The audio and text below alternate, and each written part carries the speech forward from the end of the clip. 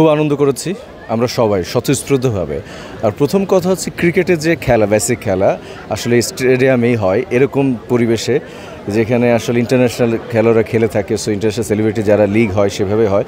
So যারা আয়োজক করেছে, বিশেষত সান এবং সাজ্জাদ, তাদের দুজনকে ধন্যবাদ জানাই। তাদের দুজনের মাথায় আসলে প্ল্যানটা ছিল এবং তারা অক্লান্ত পরিশ্রম করেছেন। তাদের সাথে আয়োজক করেছেন যারা, টি স্পোর্টস থেকে শুরু করে সমস্ত যারা স্পন্সর করেছেন সবার প্রতি কৃতজ্ঞতা জানাই। আপনারা সহযোগিতা করেছেন বলে এত সুন্দর একটা আয়োজন হচ্ছেন। আপনারা সাংবাদিক মধ্যে আপনারা যারা আছেন, আপনারা প্রচার করেছেন, পাবলিকও জেনেছে, আজকে দেখতে পাচ্ছেন পুরো মাঠটা একটু ভরে গেছে। আমরা চাই প্রতিবার বা প্রতি বছর এরকম আয়োজন হোক। আমরা যারা সবুজ অঙ্গনের মানুষ, যারা বিভিন্ন সেক্টরে আছি, এখানে শিল্পী আছে, অভিনেতা অভিনেত্রী, প্রডিউসার, ডিরেক্টর, সিঙ্গার, সবাই মিলে আমরা একত্রিত হয়ে কাজ করছি বা খেলছি। সো নেক্সটবার চাইবো যে আরও বেশি পরিচিত মুখ যারা আছেন তারাও আসবেন। তারা হয়তো জানেন না, হয়তো ভয় পেয়েছেন বা হয়তো ভেবেছেন পারবো কি না। সো এর মধ্যে অনেকেই এসেছেন। আসলে আমরা তো ক্রিকেট পাগল জাতি। সো যাই হোক, খুব উপভোগ করছি, সবার প্রতি কৃতজ্ঞতা এবং আপনাদেরকে ধন্যবাদ। আসলে ওইটা বললে তখন ওইটা তো বিসিবির আন্ডারে মাঠ, আমরা চাইলেও সম্ভব না। আর শেরেবাংলার মাঠ বলেন আর বসুন্ধরা এই ক্রিকেট স্টেডিয়াম বলেন, এটা তো একটা আন্তর্জাতিক মানের ভেন্যু করেছে। সো শেরেবাংলার এটার পার্থক্য একটা হয়তো একটু যাতায়াত কমিউনিকেশনটা একটু ব্যাপার, কিন্তু মাঠের কথা যদি বলেন এই মাঠ one of the best. Cricket খেলা আসলে খুব সহজও না, খুব কঠিনও না। যে পারে তার কাছে সহজ, আর যে পারে না তার কাছে অনেক কঠিন হয়।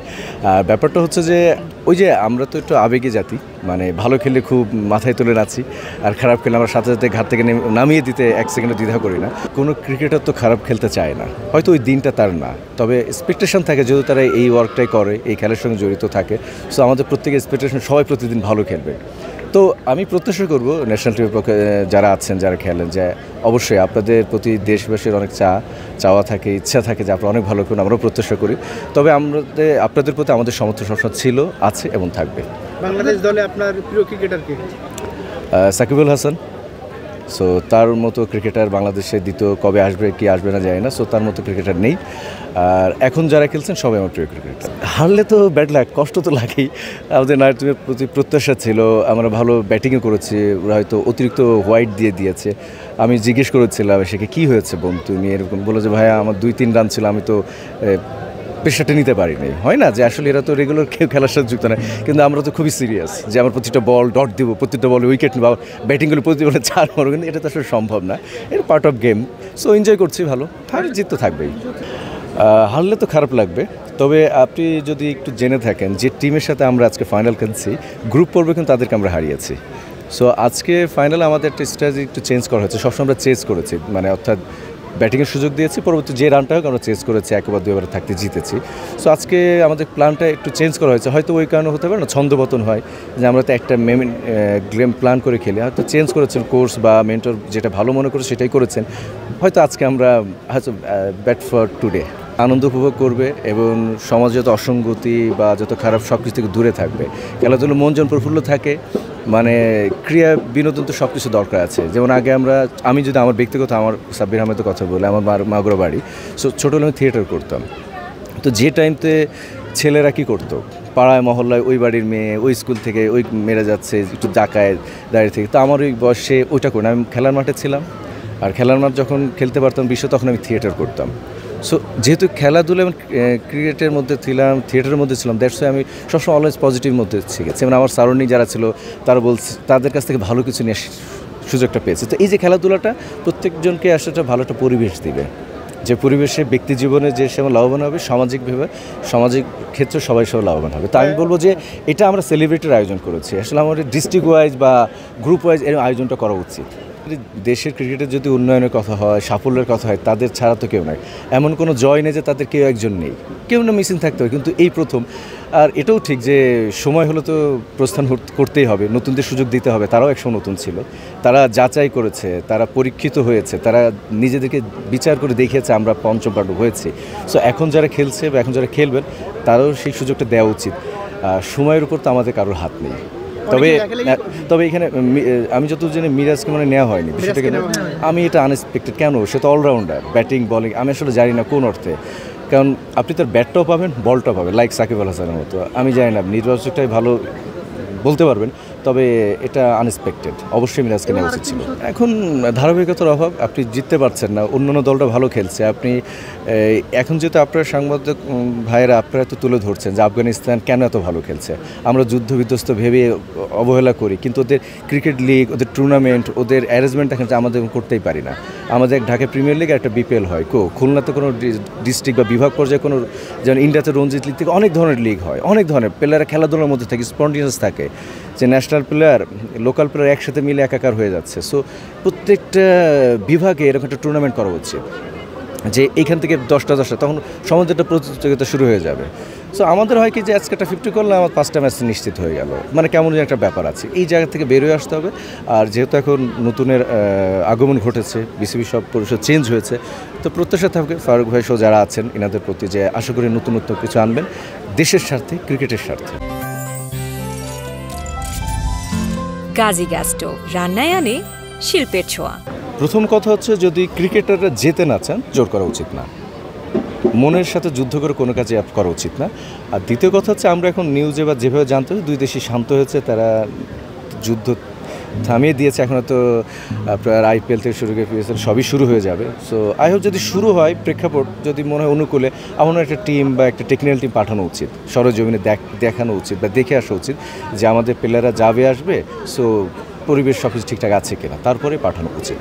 আমার কাছে মনে হচ্ছে যে ওই আমরা চাপিয়ে না দিই যে আমি আপনাকে পছন্দ করি 5 জন আপনি আসেন না, আমরা একটা ইলেকশনের মাধ্যমে ওপেন করে দিই, সো জনপ্রিয়তায় আপনাকে নিয়ে আসবে, সেটা ফারুক সাহেব হোক, মাশরাফি হোক, সাকিব হোক, এক্সওয়াইড যেই হোক। এখন আমরা একটু রাজনৈতিক বিষয় না যে অমুক রাজনীতি করে, এই রাজনীতি আমি প্রসঙ্গে যাচ্ছেন যাদের ব্যক্তিগত বিষয়, আমি শুধু বলবো যে ইলেকশনের মাধ্যমে আসেন, তাহলে হবে কি আপমর সবাই তো বিচার করে, আমার সিদ্ধান্তে ফারুক ভাই ভালো, আবার আমার আরেক সিদ্ধান্তে ফারুক ভাই ভালো না, হতেই পারে। সো আমি মনে করি ভোট দেওয়ার সময় তো আমি দেখে শুনে ভোটটা দিব। প্রত্যেকটা ডিস্ট্রিক্ট ওয়াইজ যে সংগঠন আছে বিসিবির আন্ডারে, তাদের এবং খেলোয়াড়দের একটা ক্যাটাগরি কারা ভোট দিবে, এভাবে দিক। তখন যদি মাশরাফি আসে বা আরও 5 জন যদি ক্যান্ডিডেট হয়, সো প্রত্যাশা জনগণের যেটা থাকে সেটাই হবে। আমার মনে হয় গণতান্ত্রিকভাবে আসুক, ভোটের মাধ্যমে তারা এটাকে খেলার দৃষ্টিতেই দেখে, হলে হতে পারে, আমি তো বলতে। তবে আমার এক্সপেকটেশন এটাই থাকবে, যেটাই হোক আমার দেশের, আমার ক্রিকেটের উন্নয়ন হোক, মঙ্গল হোক। আমরা একজন সাপোর্টার হিসাবে আমি চাইবো আমার দেশ প্রতিটা ম্যাচে জিতুক, ওয়ার্ল্ড কাপ জিতুক, আমি সেই প্রত্যাশাই করব। আমি এই মন্তব্য করব না, রাজনীতি একজনের ব্যক্তিগত বিষয়, তিনি করতেই পারেন। কেউ করে পদের জন্য, কেউ করেন অর্থের জন্য, কেউ কাজ করার জন্য করেন, কেউ হয়তো বা চাপে পড়ে করেন যে আমি তোমাকে চাচ্ছি, হয়তো না বলতে পারছেন, নানান কারণে করে। তবে একটা বিষয় আমার কাছে মনে হয় যে আমি ব্যক্তি যেমন অভিনেতা, আমি অভিনয় করতে ভালোবাসি। আমার কাছে আওয়ামী লীগ, বিএনপি, তারপরে এনসিপি বলেন, যাই বলেন, সবাইকে আমি সমান জায়গা থেকে দেখব, যে অন্যায় করবো তার প্রতিবাদ করব, যে ভালো কাজ তার সম্মান করব, এটাই হওয়া উচিত। তবে হ্যাঁ, আপনি যদি খেলোয়াড়ের জায়গা বলেন বা অভিনেতার জায়গা, আমি এটাকে বলতে পারবো যে কাজটা করে সেই কাজেই ফোকাস করা উচিত। রাজনীতি যদি করেন তাহলে শুরুতেই রাজনীতি করা উচিত। যেভাবে হয়েছে, আর 4টা টিম হয়েছে, আমি চাইবো 4টা টিমের জায়গায় আরও 4টা টিম আসুক। সেলিব্রিটি বলতে তো আমরা নোবেল ভাইকে বলছি, তাই না, জাহিদ হাসান, যারা দেশ সেরা। আমি ওইটাই বলছি যে দেশ সেরা সেলিব্রিটি বলতে আমরা যাদেরকে বলছি, তারা মাঠে না আসুক, গ্যালারিতে আসুক, মেন্টর হিসেবে আসুক, একদিন থাকুক আমাদের সাথে। তাহলে হবে কি, আপনারাও খুশি হবেন, দর্শকরাও খুশি হবেন, সবাই টিভি স্ক্রল করবেন, নেটে থাকবেন, মাঠে আসবেন, আমরা তো এটাই চাই। তো আমরা চাইবো যে সবার ওই প্রফেশনাল দৃষ্টিভঙ্গি থেকে একটু চেঞ্জ হয়ে আসেন, এবং খেলার কোনো একটা সুযোগ যদি আসে তো বলবো সে সাকিব খান হোক, জাহিদ হাসান, যেই হোক না কেন, রুনাইলার ম্যাডাম হোক, যেই হোক না কেন, সব প্রতি সম্মান থাকবে, আপনারা আসেন, আমরা আপনাদেরকে চাই। এটা আসলে যারা আয়োজন করছে তাদের হাতে, এটা তো আমার হাতে না। আয়োজনের সাথে অর্থের একটা ব্যাপার থাকে। সো আর মাঠটা তো খুব চমৎকার, এরকম মাঠ তো অন্য জায়গায় পাবেন না। আর যে এখন প্রিমিয়ার লিগ খেলা আছে, ফার্স্ট ডিভিশন লিগ খেলা আছে, তারপরে ন্যাশনাল টিমের খেলা আছে, সো ওরকম সুযোগ হবে কিনা আমি জানি না। আর যদি আপনি মাঠের কথা বলেন, যদি এমন হয় যে হ্যাঁ এখানেই হোক, যদি কিছু গাড়ি সাপোর্ট দেওয়া হয়, যে লাইক ধরুন ফার্মগেট থেকে অমুক গাড়িটা আসবে, উত্তরা থেকে অমুক গাড়ি, মগজ, বিভিন্ন ওরিয়েন্ট থেকে দুটো করে বাস বিআরটিসি দেওয়া হয়, আমার মনে হয় তাহলে এটা হলে অনেক পাবলিক আসতে পারবেন। আমার কাছে মনে হয় যাতায়াতটা যদি সহজ করা হয়, মাঠটা ঠিক আছে, গ্যালারি ঠিক আছে, যাতায়াতের ব্যাপারে যদি একটু ভাবা হয় যে আমি 5টা বা 10টা বিআরটিসি ডাবল টেকার দিয়ে রাখলাম মিনিমাম, তাহলে দেখা যায় আপনার আমার সবার কাছে কমিশন সহজ হয়ে যাবে। নাহলে এখানে আসতে গেলে উবারে আসতে হবে, নাহলে পার্সোনাল গাড়ি, নাহলে উবার, মানে পাঠাও, ব্যাপারটা হচ্ছে এই। ক্রিকেটে দ্যাট টাইম তো আসলে আমাদের ছোটোবেলা তখন তো অস্ট্রেলিয়াকে ভালো লাগতো, সচিন টেন্ডুলকার ভালো লাগতো, শহীদ আফ্রিকাকে ভালো লাগতো, সানাত জয়সূরিয়া, মানে হিটার দেখলেই তো ভালো লাগতো। সো ওই জায়গা থেকে। আর আমাদের দেশের কথা বলে তখন আমার একটা ম্যাচ খুব ভালো মনে হচ্ছে, দুর্জয় ভাই এবং আকরাম খান ম্যাচ খেলেছিল, অসাধারণ, আমার এখন চোখে লেগে আছে। বাংলাদেশের কোনো ক্রিকেটার বল টু বল 4-6 মারছিলেন, তখন আমাদের তখন গুলিস্তান স্টেডিয়ামে খেলাটা ছিল, মানে মুগ্ধ হয়েছিলাম।